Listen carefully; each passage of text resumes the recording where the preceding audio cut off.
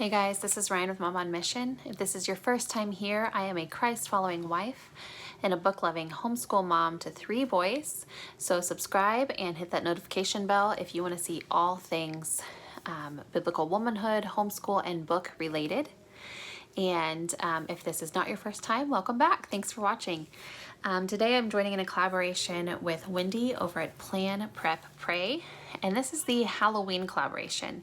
So she's putting this together just to showcase the different ways that homeschool moms deal with Halloween.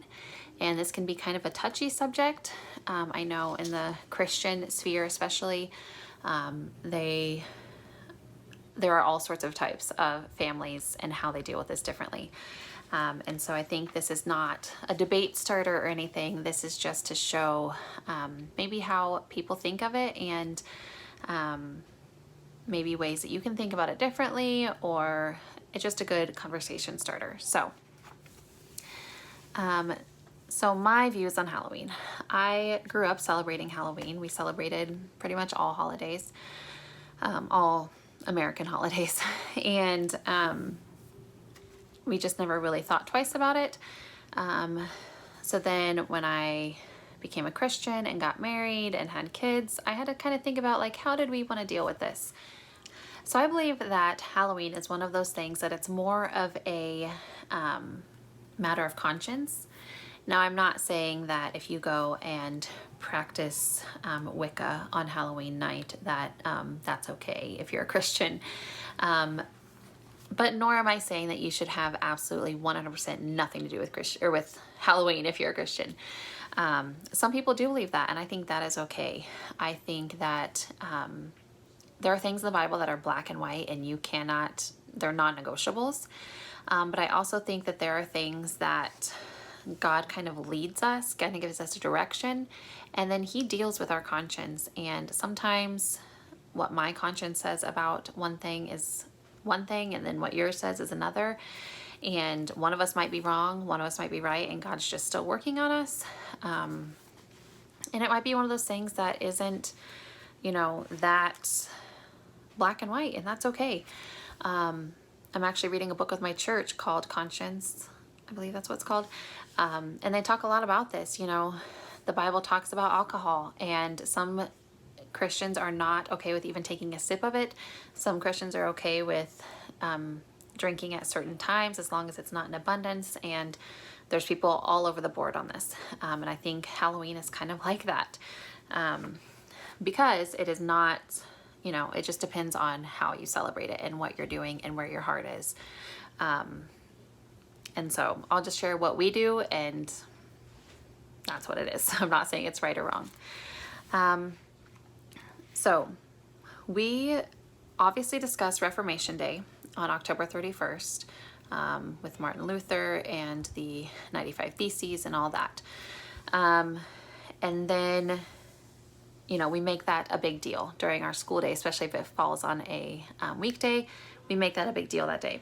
But then for the actual Halloween side, all liturgical holidays have a pagan counterpart. So you have Christmas, you have Easter. They all have a Christian celebration and meaning, and then they all have a non-Christian celebration and meaning.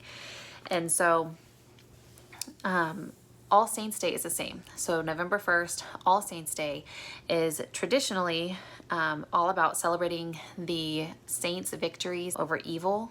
And so we celebrate those who've gone before us, and ultimately we're celebrating Jesus' death and resurrection because He conquered death and the grave, which is super exciting. So All Hallows Eve, Halloween, the day before All Saints Day, was traditionally a time when we laughed about death, when we kind of mocked death because Jesus defeated it. And we don't have to be afraid of it anymore. We're unmasking fear, we're unmasking death, and saying, you hold no power because Christ has defeated you. And so, and this isn't to minimize the cross. This isn't to say, oh, see, all Jesus had to do was die, and death is not a big deal. No, death is a big deal. But we don't have to fear it because He died and rose again and conquered it. And so that's kind of a caveat I feel like I have to say. It glorifies the cross. It doesn't, minimize the cross at all. And so fear has no place because of Jesus. So personally, what does that look like for us? Well, we do dress up. We do go trick-or-treating or trunk-or-treating or whatever. It kind of differs year by year. We do the candy. We tend to do like more harvesty stuff. We don't do haunted houses. We don't do haunted court and mazes. And a lot of that is because my kids are really little and that would be terrifying. But also, I mean, I don't want to glorify the death and all that stuff. So inevitably, scary things do come up. We'll see people out and about in scary costumes. We'll hear people talking about it and whatever. And really, we just talk about it with my boys and just say, that was defeated. Those things do look scary and creepy and whatever, but we don't have to be afraid because Jesus conquered death in the grave. We don't do the scary costumes. We don't, like I said, go to the haunted mazes and all that stuff. Mostly because we don't want to glorify that. Like I said, we are celebrating the fact that Jesus conquered that, so I don't really want to glorify it.